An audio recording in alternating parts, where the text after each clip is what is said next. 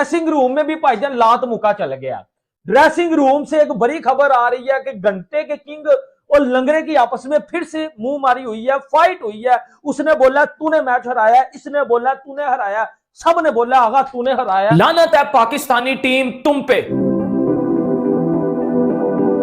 सुनने में आ रहा है कि भाई बाबर आजम मैच के बाद रो रहा था जब इंडिया ने पाकिस्तान को कल भाई 61 रनों से मैच हराया, तो ड्रेसिंग रूम में भाई बाबर आजम रोने लग गया था। ड्रेसिंग रूम में लड़ाई हो गई है, फाइटिंग हो गई है, लात मुक्का चला है ड्रेसिंग रूम में प्लेयर्स के दरमियान। शाहीन शाह अफरीदी और सलमान अली आगा जो कि पाकिस्तान टीम के कैप्टन है, उन दोनों में बड़ी ज्यादा बहस हुई है, लात मुक्का चला है। अपने आप को कहते हैं कि हमें नंबर 1 टीम बोलो, भाईजान आप नंबर 1 टीम हैंगे। इनकी एक और वीडियो लीक हुई है जिसके अंदर ये अपने ड्रेसिंग रूम के अंदर लड़ते हुए, कुत्तों की तरह लड़ते हुए दिखाई दिए। मैं ये कहना चाहूंगी कि भाई मुंह छुपाने के लिए हम लोगों को रख दिया इन लोगों ने, ऐसी सिचुएशन ऐसी परफॉर्मेंस दी है कि हमें मुंह छुपाना पड़ा है। मैं आपको दिखाते हैं, ये देखे मैं घर से प्ले कार्ड्स बनवा कर लाई थी, ये देखे क्या लिखा हुआ है इसमें, राणा जी बेवफा नहीं। अब मुझे पता है क्या करना पड़ेगा, मुझे इसको इस तरह करना पड़ेगा क्योंकि ये पूरी टीम ही बेवफा निकली है। इन लोगों से वफा की उम्मीद करना हमारे लिए बेवकूफी है। सुनने में ये आ रहा है कि नमीबिया के अगेंस्ट बाबर को भी बिठाया जाएगा, शाहीन को भी बिठाया जाएगा और सीनियर्स प्लेयर्स भी हैं। ये भी कंफर्मेशन नहीं हुई,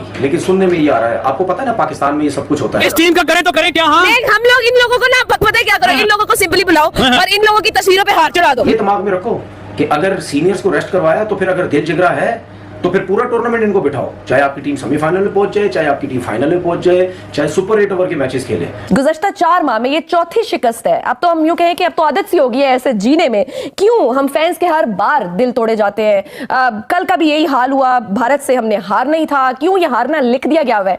और हारे समझ आती है, गेम है, हार जीत is just a part of a game. एक जीतेगा दूसरा हारेगा, बट फाइट तो नजर आनी चाहिए। लानत है पाकिस्तानी टीम तुम पे, लानत लानत लानत। और कितनी बेइज्जती करवाओगे पाकिस्तान की? एक तो इंडिया से कुत्ते की तरह जलील हुए हो, और वो हम बचपन से इंडिया से जलील हो रहे हैं। हमारे मुकद्दर में लिख दिया गया कि हमने इंडिया से जलील होना है। अच्छा, जलील होने के बाद अब ड्रेसिंग रूम में ये लोग लड़ पड़े हैं जी।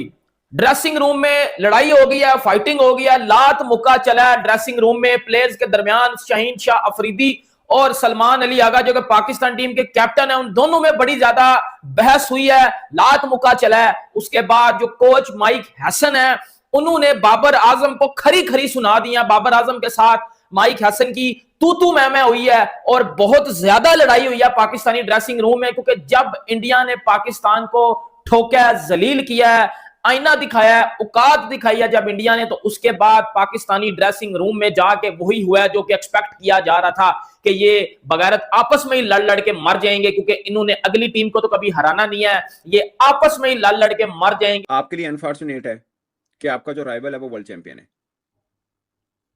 यस, ठीक है, जिसके खिलाफ आपको लाजमी जीतना है। They are the best in the world in this business. Bharat की टीम इस आईटीसी होटल में रुकी हुई थी और कल एक पार्टी हुई। कल जब भारत की जीत हुई तो एक पार्टी हुई जिसमें इंडिया के प्लेयर्स भी थे। कहते हैं बड़ी जबरदस्त पार्टी हुई। पाकिस्तान क्रिकेट टीम ने रेस्ट का फैसला किया है। खबर आप लोगों के लिए यह है कि पाकिस्तान क्रिकेट टीम के हेड कोच माइक हैसन ने सीनियर प्लेयर्स की इस परफॉर्मेंस के ऊपर शदीद बरहमी का इजहार किया है।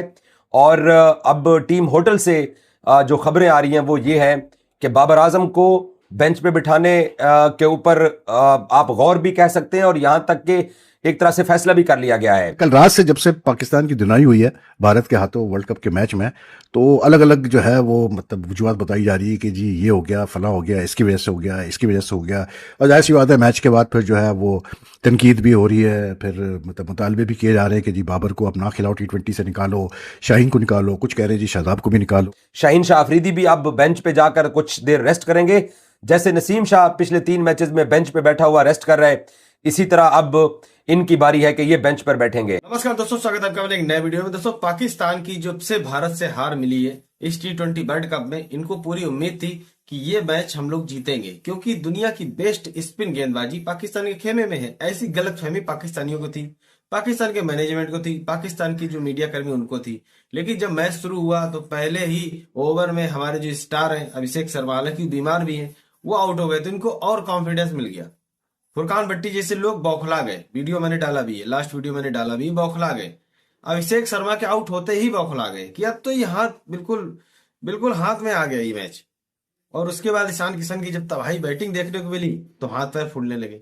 अब आलम यह है कि पाकिस्तान के अंदर हलचल मची हुई, किसको बाहर करें किसको अंदर के, क्योंकि टैलेंट की कमी हो गई है। किसको कप्तान बनाए, किसको टीम में परमानेंट खिलाड़ी के रूप में देखें। अब नामीबिया के खिलाफ खबरें आ रही हैं कि कैसे भी करके बाबर आजम को बाहर करो, शाहीन अफरीदी को बाहर करो, शादाब खान को बाहर करो। अब उनकी जगह जो रिप्लेसमेंट आएंगे, क्या उनसे बेहतर खिलाड़ी है इनके पास? ये चीज इनको समझ में नहीं आ रही। अब अंदर की एक और खबर है, पाकिस्तान की मीडिया में ही निकल के आ रही है कि ये तीनों चारों खिलाड़ी विद कप्तान सलमान अली आगा, ये लोग आपस में लड़ रहे हैं।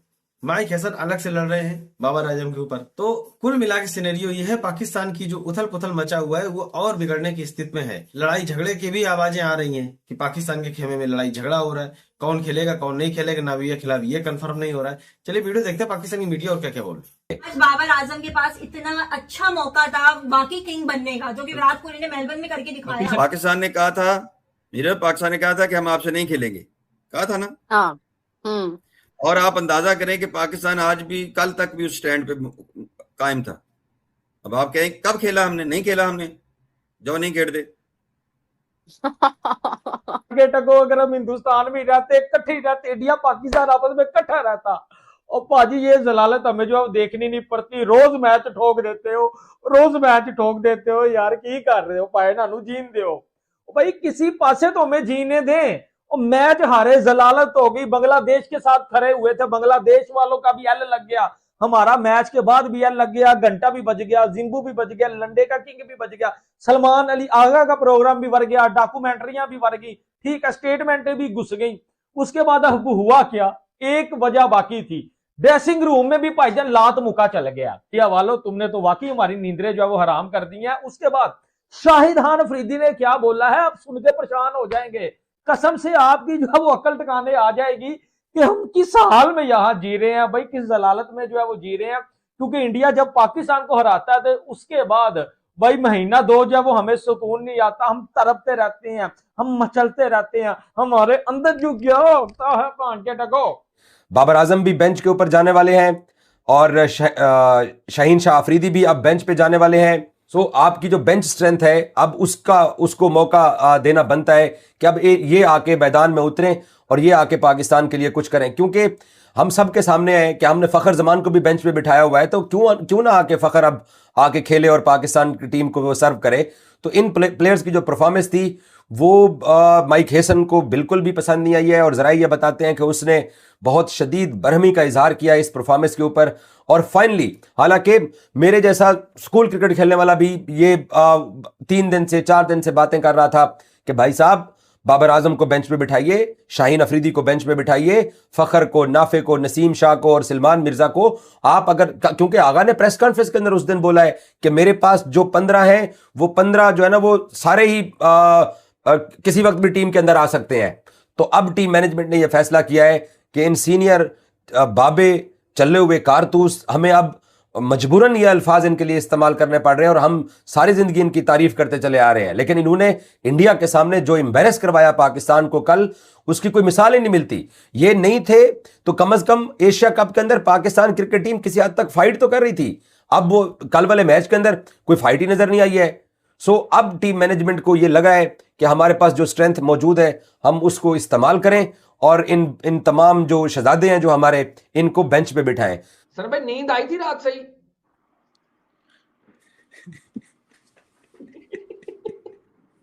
भाईजान मैंने ये नहीं कहा था कि जाओ मुंह तोड़ दो, अखां काट लो, निबल आएंगे। मैंने तो कहा था कि फेवरेट है इंडिया। उस तो बाद इसका मतलब आपको सही नींद आई थी? नहीं, नींद कहाँ आती है इस हार के बाद। अच्छा चले, मैं अब वो जिनको नहीं नींद आई उनके मुतालिक कर लेता हूं, क्योंकि मोहम्मद यूसुफ ने भी रात भी एक ट्वीट की थी और फिर सुबह उठते भी एक ट्वीट दाग दिया, और जो शाहिद अफरीदी हैं उन्होंने भी बयान दिया है, वसीम अकरम, शोएब अख्तर। सबसे पहले मुझे ये बताएं कि मैं अब ये एक्सपेक्ट करूंगा कुछ सर्जरी वर्जरी होगी कि बस ठीक है यार हार गए, it's okay, no problem, world cup देखो आगे। शोएब भाई, 2 बातें हैं। एक बात ये, अब आपके लिए अनफॉर्चुनेट है कि आपका जो राइवल है वो वर्ल्ड चैंपियन है। यस, ठीक है, जिसके खिलाफ आपको लाजमी जीतना है। They are the best in the world in this business. दोस्तों देखा आपने वीडियो, पाकिस्तान के ड्रेसिंग रूम में अमूमन ऐसा हमेशा ही होता है। कोई भी आईसीसी या एसीसी का टूर्नामेंट होता है तो हर टूर्नामेंट में भारत और पाकिस्तान का मैच होता है और हर टूर्नामेंट में सेम रिजल्ट होता है कि भारत की टीम 100% जीतती है। एक मैच गलती से 2021 में यूएई में हार गए थे और बहुत गलती से ही हारे थे, क्योंकि पाकिस्तान के शोएब अख्तर, तनवीर अहमद, काफी लोग ऐसा बोल चुके कि जब भी कभी पाकिस्तान की टीम जीतती है तो कोई सिस्टम नहीं होता है, तुक्के से जीतती है और हारती है तो सिस्टम के हिसाब से ही आती है, जैसे कि पहले पता होता है, पहले से ही हथियार डाल देती है। तो इस मैच में भी हम लोगों को देखने को मिला कि पाकिस्तान ने बहुत आसानी से हथियार डाल दिए। हालांकि वो एक अलग बात है कि जब भारत ने पहली इनिंग में 175 रन बनाए थे तो पाकिस्तान के अंदर जश्न का माहौल चालू हो गया था कि यार ये 175 रन तो आसानी से हमारी टीम हासिल कर लेगी। वो भी तब जब 2 साल पहले अमेरिका में भारत ने पहले खेलते हुए 120 रन बनाए थे और उस 120 रन को पीछा नहीं कर पाई थी पाकिस्तान की टीम।